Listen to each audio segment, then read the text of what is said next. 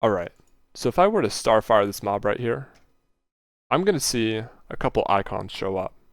I'm going to see solar eclipse. I'm going to see other things right here. The only icon you really need to pay attention to is solar eclipse.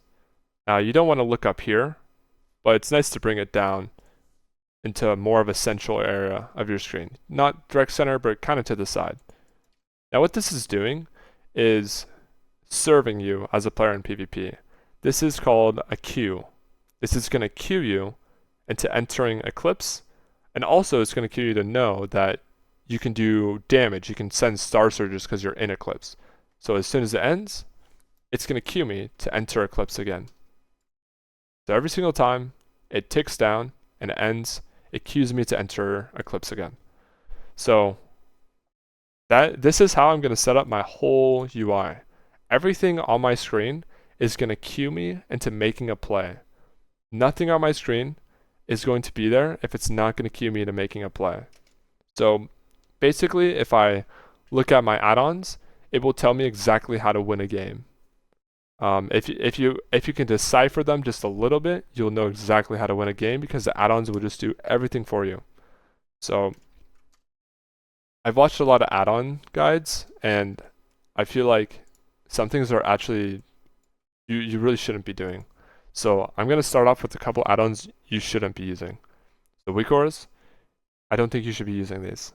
Unless you're rank 1 and you're trying to gain a very minor edge over a team, you should not be using weak auras. You should not be using Gladiator Losa. Anything that's like binging and bonging and like putting things in your ears, you just shouldn't be using any of that. You should be playing with game sounds off, and you should be playing with a Q response system. This is the fastest way you can play. A lot of people have so much stuff going on their screen, and when it comes down to it, WoW is actually very simple. It seems so complex, but it's actually much simpler than people think. They think they have to make plays. They think they have to play good to win the game, but they really don't have to play that good to win the game. The issue is you'll see newer players watching pro players, and those players like Sidu might have a bunch of weak auras. But a player like Sidu has been playing for, let's say, 15 years. Let's say Sidu's been playing for 15 years. You've been playing PvP maybe the last 3 years, and you're kind of hard stuck. Let's say like 1800 Duelist Gladiator. You're kind of stuck there in the LFG rat leagues. It's tough. It's really tough. Now, it's not like the weak auras that you need to know and the plays you need to make to get higher rating. That's not what it is. You don't need to make very many plays to get a lot higher rating. What you need to do is you need to set up your UI so it serves you a queue response system. So just like my solar eclipse, we're going to set up our UI so it serves us instead of distracting us and making it think that we need to make plays that actually don't really matter. If you've watched any skill capped guide before, what you'll always hear them say is if you just do more damage, you're going to win more games. This could never be more true. I've coached a couple people recently, and every single time, if they were to just do more damage, they would win. They would win the game if they would just do more damage. But instead, they have things that rank 1 players are using to gain like 1% advantages over the enemy team, that when a player who's say 1800 rating, if they try to make those plays, what's actually going to happen is they're going to increase their chance of losing by like 20%. Legit 20%. So let me give you an example. Let's say that we have a weak aura that tracks Healing Tide Totem. Now Healing Tide Totem is going to heal the whole team on the enemy team for 30% of their HP. And that's a lot of healing. So you're going to want to kill that, right? Well, you're going to want to kill it if you can kill it quickly and efficiently and not sacrifice positioning because you're not the kill target and they can't CC you. So there's a lot of factors. There's a lot of factors to it, and say the healing tide's right there. I'm going to sacrifice positioning, so now the healer can CC me. Now I'm a kill target, and now I just sacrifice a bunch of damage because now I'm in melee range and they can interrupt me. So you've just sacrificed so much for a little thing on your screen that had a little bing. Maybe you should go kill that. Nah, that's not how it works. This guy popped offensive cooldowns. It did a little ding, and it told you to press your bark skin. I pressed my bark skin. The guy's not even hitting me. That doesn't make any sense. It's all about the Q and response system. So if he were to be hitting me, and I'm using the add-on called, let's go over our first add-on here, and the most important one is big debuffs. If he's hitting me, and he presses, let's say, Blade Storm, or he presses a Vengeful Wrath, or Wings, or Incarn, and my HP starts moving, that's the Q, and the response is Bark Skin. There's no icons on the screen going crazy. It's just big debuffs showing you what are they pressing, what's the most important cooldown that's up right now that they're pressing, and is your HP bar moving? Are they attacking you? Then let's respond with the Bark Skin. That's basically it. The whole game is just Qs and responses with your abilities. In the meantime, what you're going to be doing is just doing your damage rotation. That is the whole game of World of Warcraft for a Boomy player. Damage rotation, Qs, and responses. Let's go over another kind of Q. So there's the offensive cooldowns kind of Q. Now what about a defensive cooldowns kind of Q? So let's say this warrior has parry up, he has die by the sword up. Okay, that's a Q. Now what's our response to that? Our response to that is, if he's not in range, we're going to look to cyclone him, and we're going to look to go hit this other guy who doesn't have a defensive up. So if we are in melee range, then what are we going to do? Wild charge back root, and we're going to cyclone him. This, instead of showing root, will show die by the sword, or you'll see it on his big nameplate right here. But that's the Q, and your response is going to be cyclone, or if you can't get a cyclone, then it should be stampeding roar and avoiding him. So let's say we don't cyclone him. If I were to, this guy's die by the sword up, and I don't have any damage cooldowns up, and he's like 80% HP. If he does damage to me, and I do damage to him, he's always going to kill more of my HP than I'm going to do back to him, because he has a defensive cooldown up. So it's just a Q and a response. And we're going to set up our UI so it is built with Q and responses. So let's go to add-ons here. And the ones you really need to have are Arena Time Hour. You should install that. That's going to remove the extra Blizzard frames. Bartender 4, you can have it, you cannot. Doesn't really matter. This is just action bars. So if you do want to use Bartender 4/BT, bar 1 looks like this, bar 2 looks like this, and then I have a bar 6 looking like that. You can unlock it. This is where my action bars are if you want to copy that. That's my Bartender 4. Let's go back to add-ons and the Q response system here. So we have big debuffs, and the next one we're going to want to get is details. Details. So we have a Q here, and we're going to have to choose a response. So let's look at this game right here. Here's our Q. If you can see the meters, we're doing much more damage than the enemy team. So what do I think is happening here? We're probably winning. This is a game where we're probably winning. Let's look at another game. Okay, so the Evoker is doing too much damage. So we're going to need to either line of sight this guy or shut him down more, because the game really is, if you just do more damage, you'll win. And here, this guy's just doing too much damage. So you're going to want to shut him down. Here, the game's kind of in a mid state. Nobody's really winning. Here, I'm losing. I probably lost this game. I'm actually pretty sure. I think I did lose this game. I'm doing bottom damage. Things are not looking great. So something needs to change. Just looking at the damage, something needed to change that game. This game, probably winning. Looks like a good matchup too. Just looking at the pass, but doing more damage, probably winning. Okay, we're kind of at a mid state here. So if we're at a mid state, how do we win if this keeps going on? Since we have a Mortal Strike and they don't, we just win. So I can play to live and play to just sustain damage. So your details can help you be a Q and a response. I would keep it minimal and keep it to damage so you can just make a quick evaluation. You don't need to see healing. Healing is so unimportant. It is so unimportant. Even as the healer, healing is so unimportant. It matters who's doing the damage. If your team is not doing enough damage, your team is either not playing the matchup right, or somebody's on the team's just not doing the right thing. So, and oftentimes as Boomy, you can always choose how to play a matchup and how your team plays. But yeah, that's damage, your details, very important to see. Next we have Diminish. So Diminish is going to show DRs above your nameplate. Okay, for Diminish, if we go into options, and then we go into add-ons, Diminish options, we're going to expand this. Now if we go to player, you're going to want to keep this enabled, focus not enabled, and then everything else just not enabled. Everything else not enabled. And what this is going to do is if you go to target or toggle test mode, escape here, we're going to see a Q, and then we're going to see a response.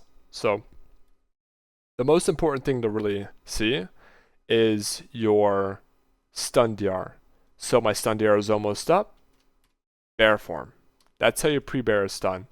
If the enemy team has the stun available, and your stun DR is about to end, and they're attacking you, you're going to get stunned off of DR. So you can pre-bear it. You'll probably get a pre-bear into a stun a good 60% of the time. I would say a good 60% of the time if you use Diminish, you track frequent stuns from the enemy team. Okay, now the next add-on you're going to want to get is you can get frame color. You don't really have to get frame color. Health bar color, UI customization, don't have to get it, but you can. Next two that are very, very, very important. It's so important that you show icons that you can have a response to, and yeah, show the icons that are Q and that you can respond to. So Omnibar, /Omnibar, by default, this is just going to show interrupts, like Mind Freeze. Now, just the default is honestly pretty good. If they don't have any interrupts, then you can free cast. If they do have interrupts, then you might want to fake cast for precog. So Mind Freeze, track all the kicks.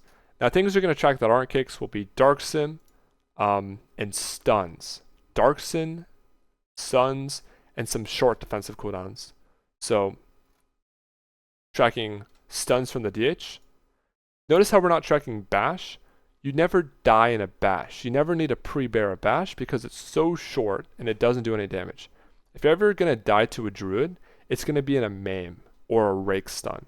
You're never going to get bashed and killed. Like ever. You'll never die in a bash as a Boomy. So you don't need to track this. You don't need to pre-bear form this. Doesn't matter. Maim you could track, but there's just so many stuns for Feral Druid that it's like tracking a cheap shot. There's just no point in tracking it. Feral Druids can like rake, incarn rake, meld rake, like they can do so many stuns that tracking a maim just doesn't make a whole lot of sense. The next thing you're going to track is like bark skin. This is good to track because usually you don't want to go for a kill attempt on a Druid if they have bark skin available with your incarn. This is just because they usually just won't die through bark skin. We have interrupts, evoker, obsidian scales. Since evokers only have obsidian scales as their only defensive cooldown, or any like good one, we track these. And also because if a preservation evoker is using these, you can't root beam them. They can't be silenced. Okay.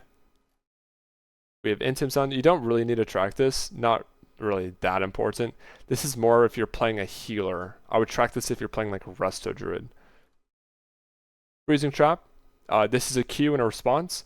Sometimes it will be worth it to cancel your form, target your healer, and wild charge them to eat the trap. Okay. We have Ice Block. So see how it's very minimal? I would just copy what I have here. I would just go through and copy what I have. These are specifically customized for Boomy and for what you can make plays off of as Boomy the most often. Anything that is a little bit extra that's really niche, I don't have because it just clutters your Omnibar. And having multiple Omnibars just starts making things more confusing. You just start tracking too many things because you have more bars, and you're not able to make plays off of the most important things like interrupts and big defensive cooldowns, or the only defensive cooldown that really matters for Boomy. Revival, important. You know if you need to like beam on top of a stun to kill a Mistweaver. Interrupts, all this. And we have Divine Protection, same kind of thing. If you stun a Paladin and then you beam on top of it, they can't use this. And this is a lot of damage reduction. So sometimes beaming on top of a Rep Paladin when you stun them will actually make it so they have to trinket that. Or they'll just die. Pain Suppression, same kind of thing. Same thing. Rogue, we do track Kidney Shot because this is one that you can pre-bear a lot. And usually it's pretty important to pre-bear a Kidney Shot, especially into Assassination Rogue. Okay, with Shaman, Grounding Totem, a little bit of a unique Cyclone Stop that you're going to want to track. And it also will prevent a lot of damage, so you want to know if the enemy Shaman can use this to peel. You want to like bait that out of the way. Nether Ward, don't get reflected on your clones. Same thing with Beam and Stunning, and the only real defensive cooldown for a Warlock, tracking that's good. Havoc tells you when to decurse. Everything that's on here is a Q and then a response. Things that are on here are offensive cooldowns.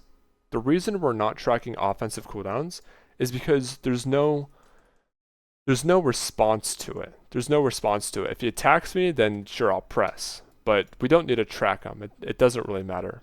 Okay, now the next add-on you're going to want to get, if you go to add-ons here, is we have Omnibar now, and everything in the Omnibar that I've shown is a Q that enables a response. And it is the most important things you need to track.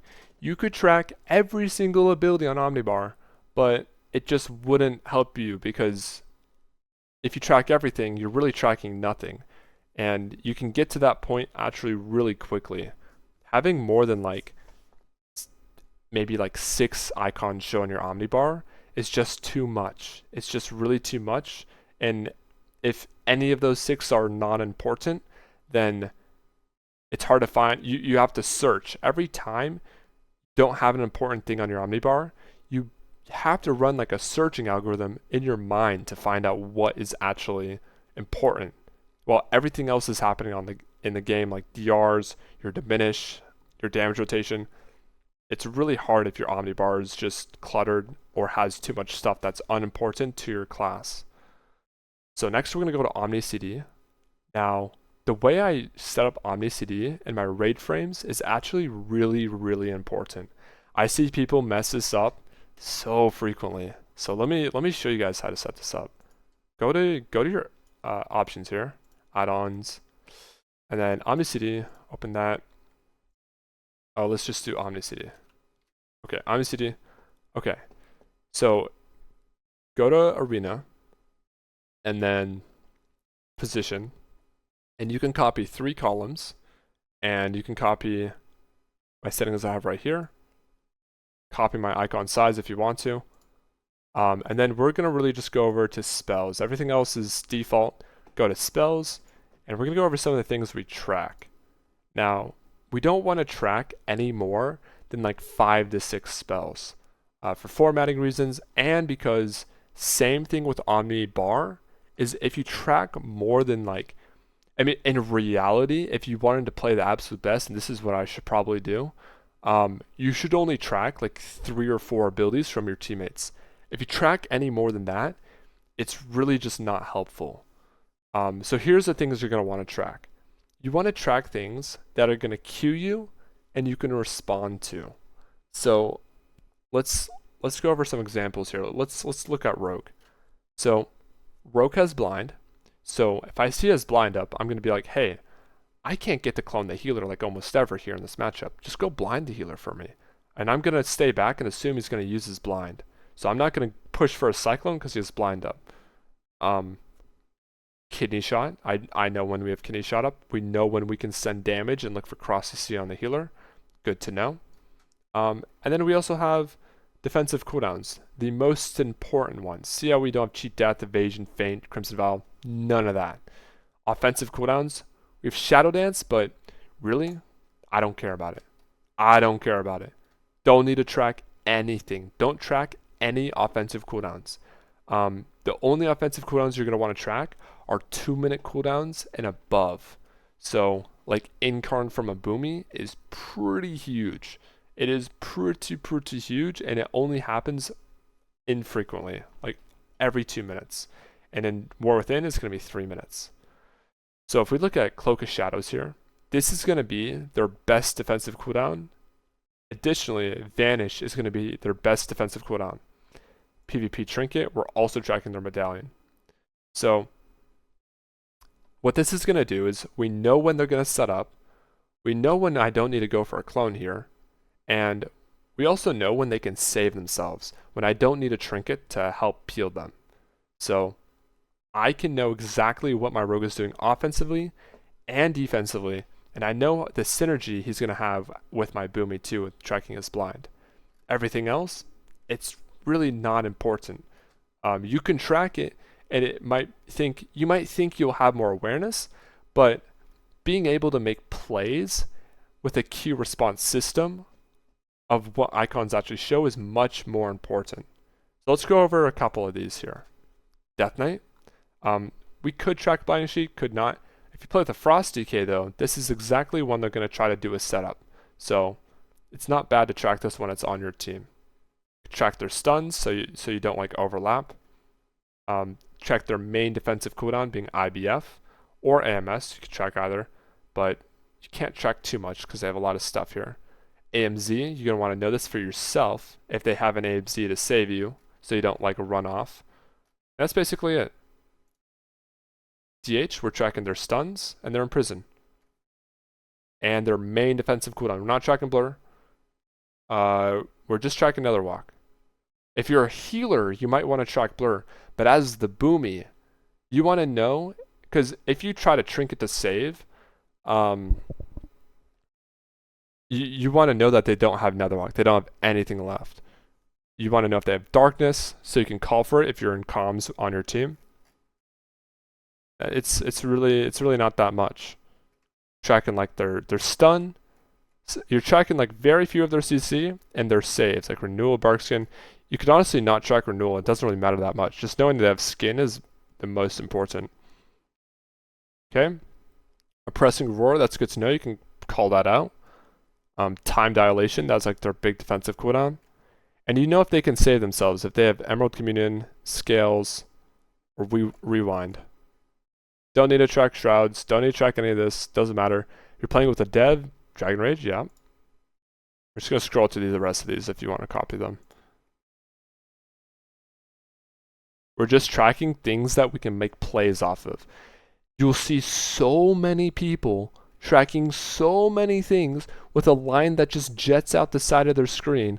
They're not making plays off of that. They might like they do the thing where they search through the Omnibar or the OmniCD and they like try to find something to make a play off of.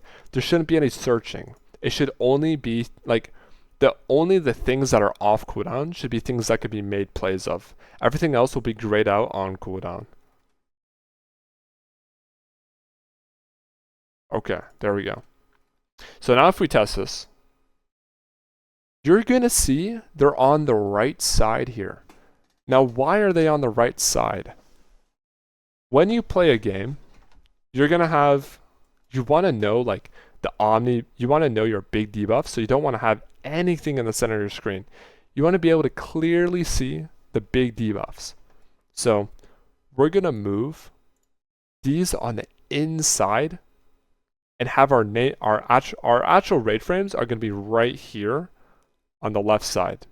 So these are on the inside, these are on the left side. You don't want to reverse these.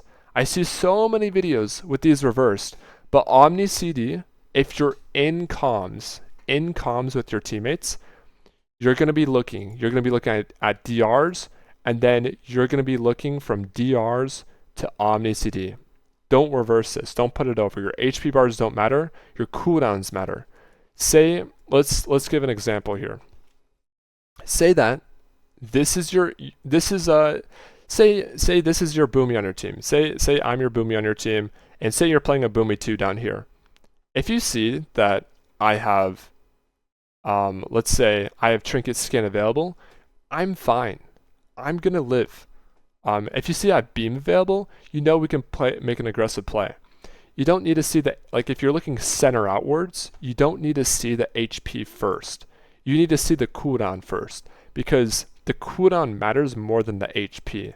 If I'm 20% HP, but I have all of this available, then I can go like this. I can like press everything, and we're chilling.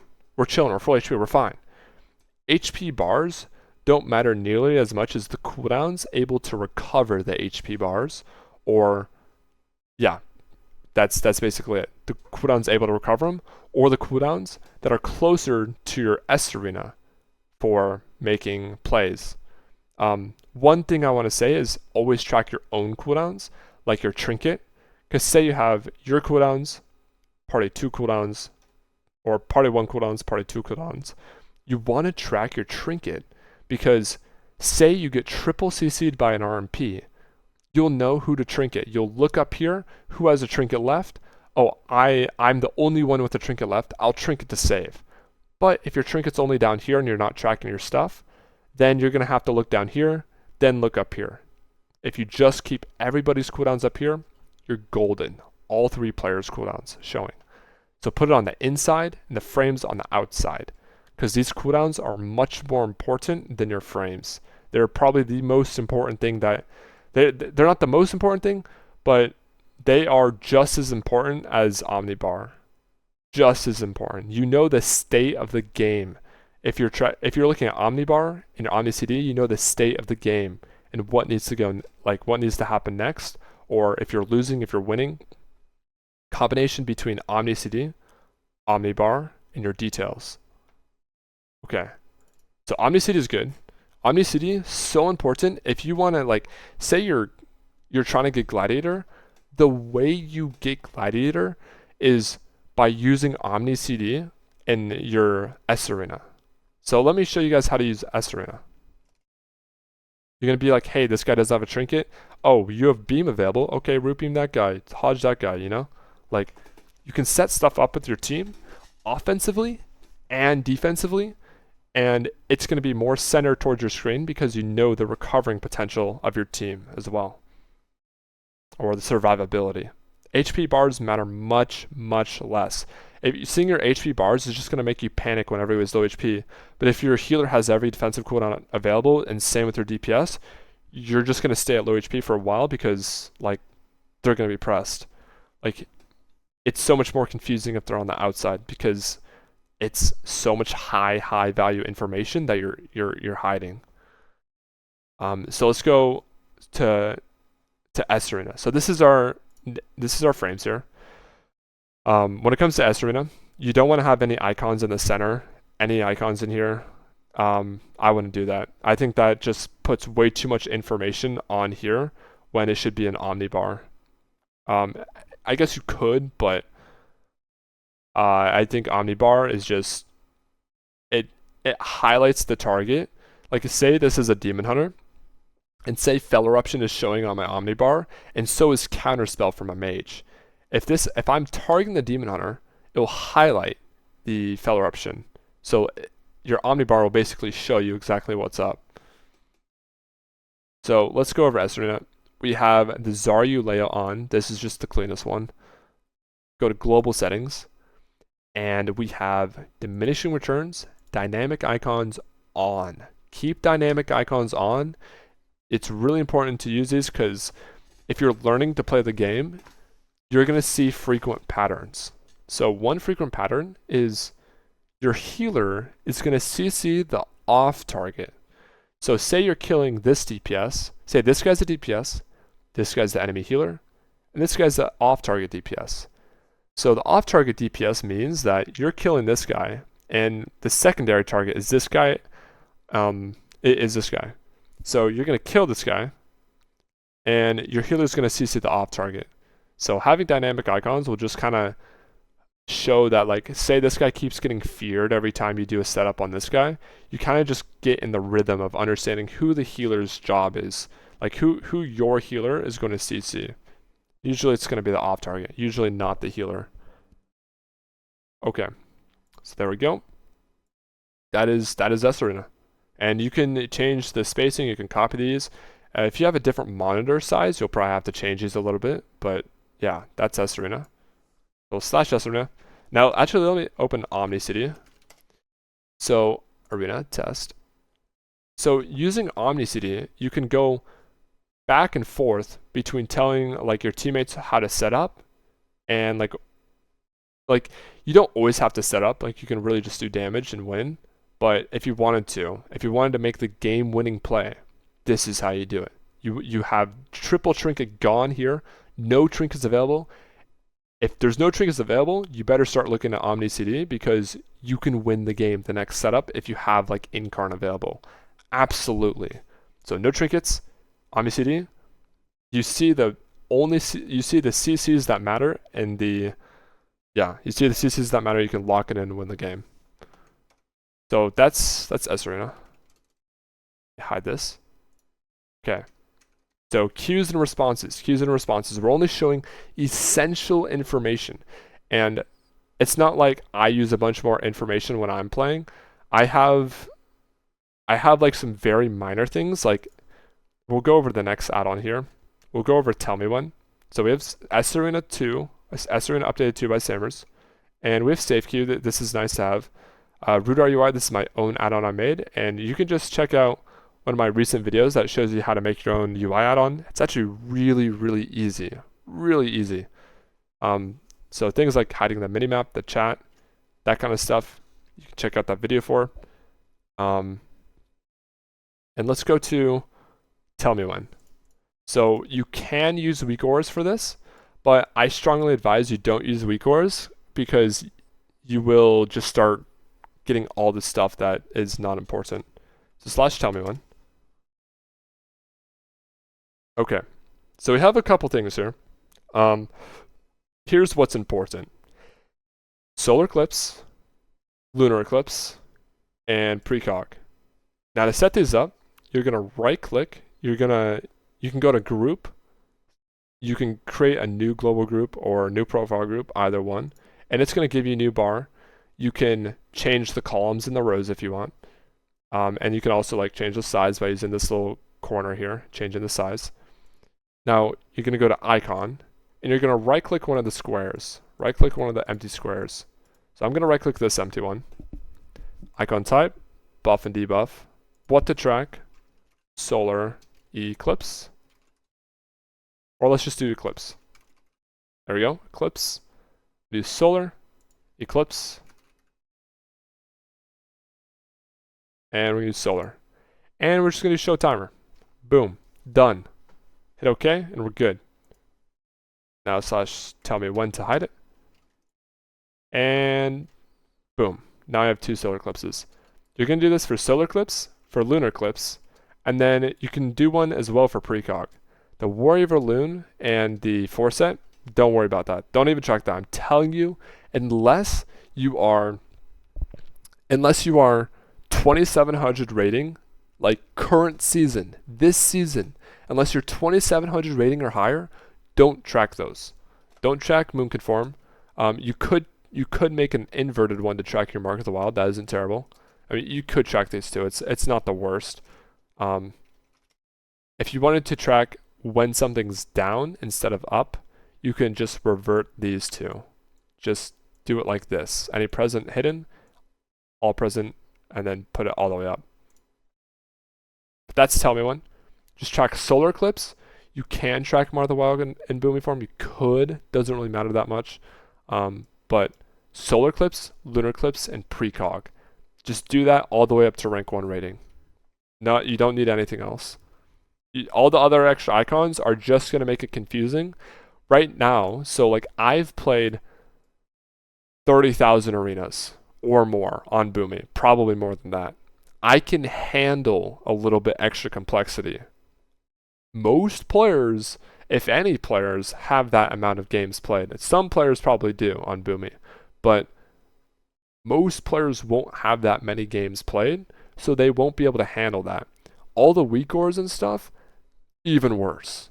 Even worse. It goes downhill with information overload very fast. One extra add-on I have is Trophy GCD. So if you see like on the right here, you can see this. This is for my stream. I don't ever use this. I don't watch my replays and look at this. This is completely useless. If you're not a streamer, just don't use this. There's nothing, like, you should be looking, when you're watching your VOD, you should look at number one thing, damage, details. Number one thing, damage and details. Number two, positioning. Number three, OmniCD and sArena. And did we lose opportunities? Did we not make plays with OmniCD onto our sArena when we could have? So those are exactly what you're going to want to do when you're VOD review. You're not going to be looking at spells.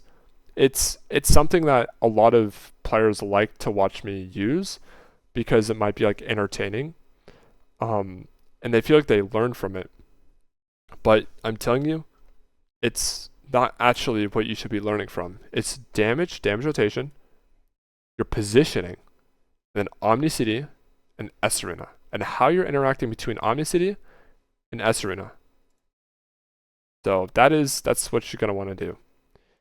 Let's see here. I think that's it. So this guide was a bit longer, but if you made it to the end, I think if you implement everything I've told you, and practice with it quite a bit, it'll be a lot more simplified. It'll be a much more simplified way to play as a Q response system. Q response is actually not that hard. Like, it really isn't. You do your damage rotation and you just clone defensive cooldowns, and that's it. You're rank 1. Like, it's really not that insane. Do your damage rotation, clone defensive cooldowns. You can't clone it, respect it with the stampeding roar and get away. That is it.